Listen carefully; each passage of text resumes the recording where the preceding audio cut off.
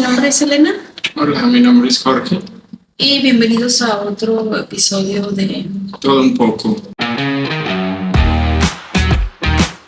En un episodio anterior habíamos estado hablando del Holocausto. Uh-huh. Y pues la verdad yo no conocía mucho de ese tema, pero pues pude ver un poquito más, pero creo que podríamos hablar un poquito de nuevo de eso para concluir, ¿verdad?, el tema, porque siento que no lo cerramos bien, pues. Sí. Que no lo pudimos pues hablar, o al menos yo no, porque no conocía casi nada. Pues yo, pues de lo mismo que ya te había hablado, de que pues me parecía como un tema como fascinante, ¿no? Como un tema como que importante, que fue algo que marcó pues la historia. Se me hacía como muy impresionante pues todas las atrocidades que hicieron. O sea, mi mente decía hasta dónde llega la humanidad por una creencia, ¿no? Porque a veces ni siquiera era como ambición, a veces era como, o sea, ambición de dinero. Era porque querer tener el poder o sentir que ellos tenían la razón y eso. Y como que me impresionaba más eso, pues, de que fuera algo tan grande, o sea, que una persona hubiese hecho tanto daño. Uh-huh. Pues a lo mejor es como lo que se dice, ¿no? Dios los hace y ellos se juntan. O sea, era un grupo de personas que pensaban similar y se contagiaron uno al otro. Pues sí. O sea, por lo que decías anteriormente, que como una sola persona puede hacer tanto, pues no. Necesitas como mucha gente para ver que te sigan. Y pues yo lo que estaba leyendo era como, a mí lo que me impactó pues fue como que el holocausto no empezó cuando empezó la guerra, que fue algo que era un plan que incluso ni siquiera era del mismo Hitler, eran como ideas de un francés que sacó la idea de la raza aria, la raza pura, estas ideas que ya estaban como rondando en Europa de la purificación de la raza, de estas ideas raciales, pues, de cómo casi un siglo antes una persona, no recuerdo el nombre del francés, él ya había como expuesto estas ideas y llegan a las manos de Hitler. Uh-huh.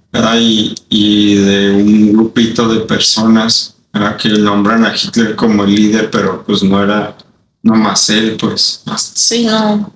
Y cómo él, en base a eso, empieza como fomentado pues con su odio que tenía hacia los judíos, pero en realidad pues no nomás mataba judíos, mataba de todo tipo, gente discapacitada, homosexuales, de color, o sea, él buscaba la perfección de acuerdo a la raza alemana, ¿no? Y para él era la raza aria. Y yo creo que de los dos países, los dos perdieron, ¿no? Porque también los alemanes sufrieron mucho porque los obligaban a tener hijos, por ejemplo, a las mujeres, para poder tener como más, como la raza perfecta que ellos predicaban. Uh-huh. Entonces, también ahí yo creo que gran parte de Alemania o de alemanes fueron como dañados. Sí, pero muchos no sabían lo que estaban haciendo, ¿eh? Muchos dicen que muchos no sabían de los mismos soldados. Uh-huh. O sea, no que no supieran que estuvieran en una guerra, pero como que muchos eran como manipulados. Entonces por eso muchos sí se resistieron en un principio y como lo que rescató al pianista, hubo personas así que hicieron conciencia de que eso no estaba bien lo que estaban haciendo, de que era algo muy aberrante, pues, ¿no? Porque era pues un genocidio, ¿no? Y era, pero a mí lo que me llamó la atención fue como que el plan lo empezó a hacer Hitler desde 1933, porque la guerra empieza en 1939, pero Hitler él fue nombrado como, como el líder del partido nazi en el año de 1933, pero él ya venía pisando fuerte, ya era como un candidato a ser el mero líder del partido nazi, pero él ya había como estructurado sus ideas, ya las había cimentado y ya tenía un plan para llevar a cabo. Y el plan lo inicia a partir de que se nombra. Y cómo empezó el plan, que estaba en 3 facetas. Y el plan empieza que primero a los judíos les empiezan a quitar poder. Los empiezan a quitar de los cargos políticos, de los puestos así como más fuertes en la sociedad, como ser médico, todo eso, porque los judíos tenían abarcado los lugares más así importantes, de más renombre y así. Entonces, Hitler, el plan era primero mermarlos económicamente, irles quitando el poder económico, después irlos desplazando de sus cargos y después irlos segregando y separando, ¿no? Y irselos llevando a campos de concentración. Y después era el exterminio. O sea, su plan consistía en 3 etapas. Y la etapa que ya empezó después fue cuando inicia la guerra. Pero ya desde años antes empezó con su plan. Pero desde antes ya existían los campos de concentración, ¿verdad? Desde antes de la Segunda Guerra. Pues yo creo que ya los habían armado, porque también creer que todo lo hicieron en un ratito, porque tenían una estructura como muy adecuada, ¿no? Para una guerra, como si fuera una guerra que haya tenido décadas. Tenían inventos muy avanzados, los tanques eran mucho más rápidos, o sea, tenían muchas cosas tecnológicamente más avanzadas que los demás ejércitos. Y fíjate que, o sea, gran estrategia, aunque fuera mala, porque Alemania es un país muy chiquito. Sí. O sea, ¿cómo pudo hacer tanto ruido, tanta muerte en un país tan pequeño? Sí.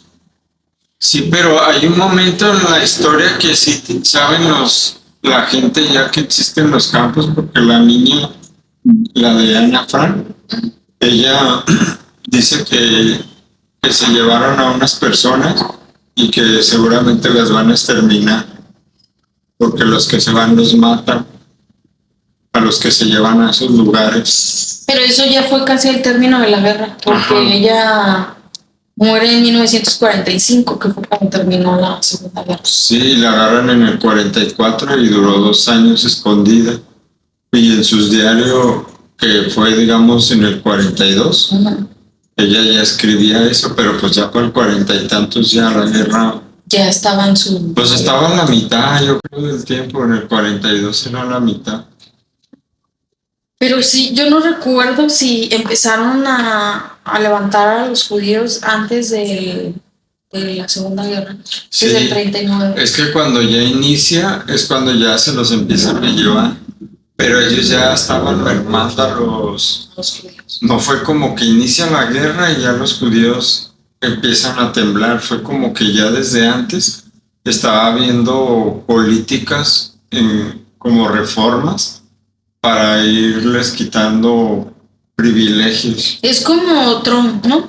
Que entra al poder y inmediatamente manda redadas de migrantes, algo así, ¿no? entra el poder Hitler y inmediatamente le quitan poder a los judíos. Empieza su plan que ya traía. Ajá, pero fue poco a poco. Ajá, no fue... pero no fue así como que... Es que yo cuando escuchaba eso, pues igual es ilógico, pero pues yo me imaginaba cómo hicieron todo eso en tan poquito tiempo. Ajá. O sea, cómo 6 años. empezaron a segregar, o sea, todo eso. O llegaron y de repente dijeron, ¿saben qué? Vamos a invadir, o en esta colonia vamos a subir a todos los judíos. Es que, por ejemplo, ¿cuánto dura Hitler en el poder? Pues del 33 al 45. Pero él dices que ya estaba, en el 33 ya había sido declarado como presidente del partido, ¿no? Sí, pero fue cuando se vuelve como el dictador, pues. A ver, Pero la guerra empieza hasta 6, 7 años después de que él lo nombra. Mira, aquí dice... pues sí. Lo que pasa que Hitler Tuvo poder desde 1900. Hitler intentó hacer un golpe de estado antes y lo meten a la cárcel. Entonces él, para ya no hacer lo mismo, cambió su estrategia. Entonces no llegó y impuso a lo menso así lo luego, o llegó al poder lo luego. Fue como que a lo mejor le sirvió de lección pues haber estado en la cárcel y que por hacer un golpe de estado pues no le funcionó. Entonces lo que fue haciendo fue como un plan para irle quitando poder a los judíos. Pero de a poquito, no fue así como inmediatamente. Fue como sin que se dieran cuenta, fuimos metiendo reformas, no fue que fueron levantando gente, nomás les fueron mermando económicamente, porque no los podían quitar, así como tú dices, ¿por qué no se levantaron en armas? Porque fue poco a poco, ¿no? Fue algo que no los fueron mermando, no tuvieron tiempo de darse cuenta. Pues. Si hubiera sido más abrupto, pues se levantan en armas, ¿no? Como ocurren en las revoluciones, pues en cualquier conflicto. Es súper atroz todas las escenas que quedaron en fotografías, en videos. Sí. Porque cuando liberan los campos de concentración, no, la gente estaba en los huesos. No se podían ni mover pues ya no tienes energía. ¿Les daban nada de comer? Pues raciones muy pequeñas. Pues hacían trabajos pesados y la mayoría de los sobrevivientes fueron hombres. O sea, y gente joven, pues. Sí, por lo físico. Pues. Dice, o sea, regresando al tema ese de cómo la gente sobrevivía, hicieron un estudio donde se dieron cuenta que realmente los que habían sobrevivido eran porque tenían un motivo. El por qué vivir. Muchos de ellos no sabían que sus familiares habían muerto. Entonces su motor era, voy a volver a ver a mi hijo, a mis papás. O sea, porque muchos de los que se enteraban que ya no tenían familia, se dejaban morir o morían de alguna enfermedad o algo. Porque automáticamente ya no tenías como una motivación. Entonces, o sea, hablando del tema que estabas tocando en el episodio pasado, de que sobrevivía la gente que tenía como una razón en esta vida, ¿no? Pero... O sea, como que... O sea, pues así es como el comportamiento humano, ¿no? Como se hacen grupos, siempre se carga como un rol para cada uno, el pesimista, el optimista, como tú dices, a lo mejor el que encuentra una motivación más. Porque en ese diario de Ana Frank, ella describe esa situación, dice que los grupos siempre alguien toma un rol y empieza a decir, y el pesimista es, y dice el nombre de la persona. Y en este grupo el pesimista es... Y, o sea, como dices, pues a lo mejor mucha gente pues perdió la esperanza, se desanimó, no quiso luchar más por... Oye, pero tan chiquita que ya con ¿cuántos años tendría Ana? Tenía 14 años, se murió a los 15. O sea, Tenía 13 y cumplió 15 y se la llevaron el regalo al campo. qué feo da vivir en algo tan pequeño, dos familias en un cuartito. Y pues siempre con el temor de que te vayan a agarrar, no sabes cuándo va a terminar la guerra. 2 años, porque eran oficinas, ¿no? Y al final, o sea, fue triste su vida y trágica, o más bien porque no Así. tuvo un final feliz, pues. Sí, O sea, estás en una agonía. ella aquí, porque dicen que ella escuchó en la radio que decía, creo que un holandés, que cuando terminara la guerra iba a hacer como un inventario sí, como una lista de todas las personas, de todos los holandeses que, Sobrevivieron. ajá, o que habían fallecido y que iba a ser como una especie de, sí, como de inventario, pero como de contar pues todo lo que había sucedido, de todas las calamidades que habían sufrido los holandeses. Ajá. Y que por eso ella, cuando escuchó eso en la radio, dijo que ella iba a contribuir, iba a hacer su parte y por eso empezó a hacer el diario. Y empezó a relatar todo lo que ocurría ahí. Dijo, yo voy a hacer mi granito de arena. Bueno, no con esas palabras, ¿eh? Seguramente lo dijo en neerlandés. Pero, o sea, me pongo a pensar en la tortura emocional, vivir así 2 años, no saber si van a venir, escuchando bombardeos. Sí, fue un sufrimiento. Pero como su libro fue uno de los, digo, a lo mejor sí fue una contribución de alguna manera.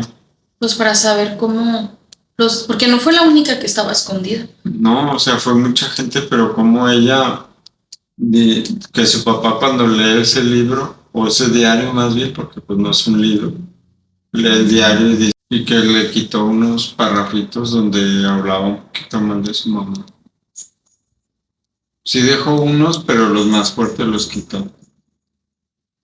¿Por qué? Porque no tenía... Pues porque a él no le gustó que hablara mal de su esposa. Pero que a lo que decías, no se llevaba bien con su mamá. No, en esa etapa no. Pues Digo, es a lo que mejor porque era adolescente, ¿no? Se peleaba mucho con ella. Sí, como que tenía... Es que en el diario habla que la mamá la está reprimiendo constantemente. Pero como que ella era muy... Pues estaba en la adolescencia, pues. Y en base pues a las circunstancias pues también era muy tenso todo.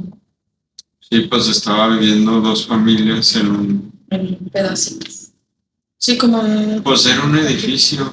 Pero ellos estaban en el ático, ¿no? En el tercero, ¿no? Hasta arriba. Pues es que la casa vi que le toman fotos porque es un museo, pero no dejan tomar fotos. Pero en el video que vi, dice que les dieron chance porque las imágenes se las mandó el del museo.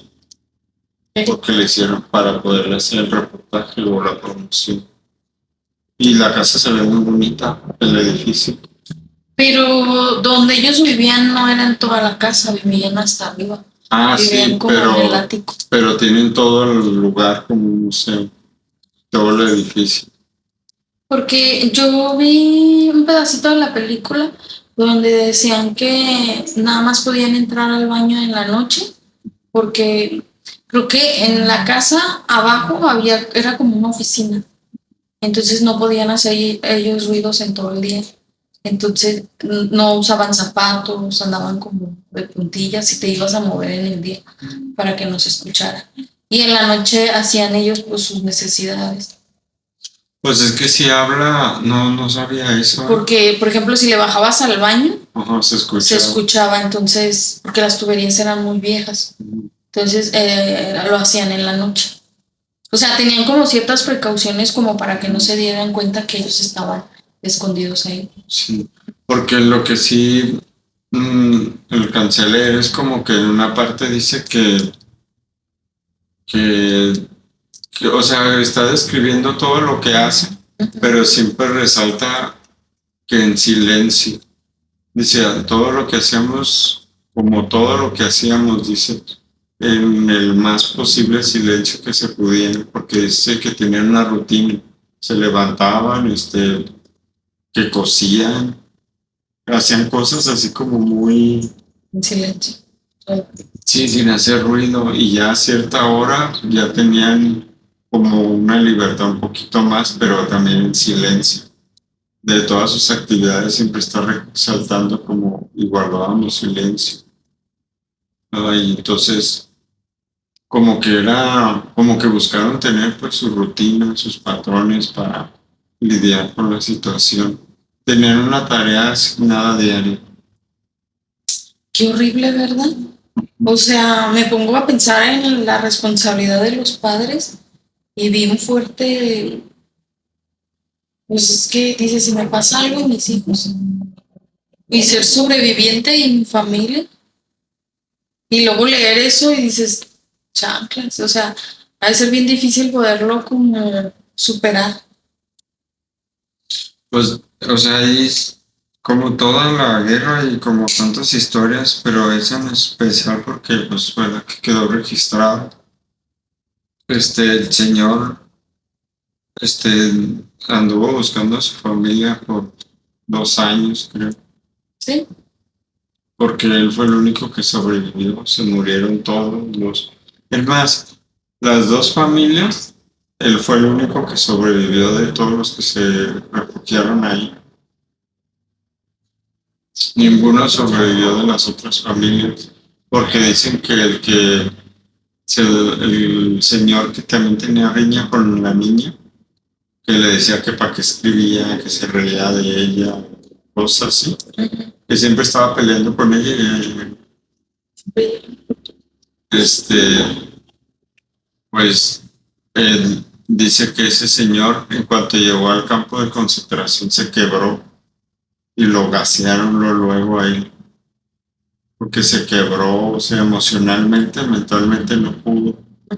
Y dice que luego lo llevaron y lo gasearon porque alguien más fue testigo lo vieron pues llegar a él. Sí, también tenías que tener una fortaleza emocional, ¿no? Pues era muy difícil poder tenerla, ¿no? En una circunstancia. Sí, pues te llega el pánico, el miedo, el instinto, todo sale. Bueno. Y pues, sí, pues al Sí, final es... digo, si les interesa este tema, pues investiguen más a profundidad. Pues este es como nuestro conocimiento, bueno, lo que hemos leído o lo poco que hemos investigado, pero pues ustedes pueden investigar más sobre este tema. Sí, porque está mucho más amplio, ¿no? Igual esto nomás es poquito de lo que de lo que se sabe, pues lo que he registrado ahí. Y pues de mi parte es todo, muchas gracias. Gracias.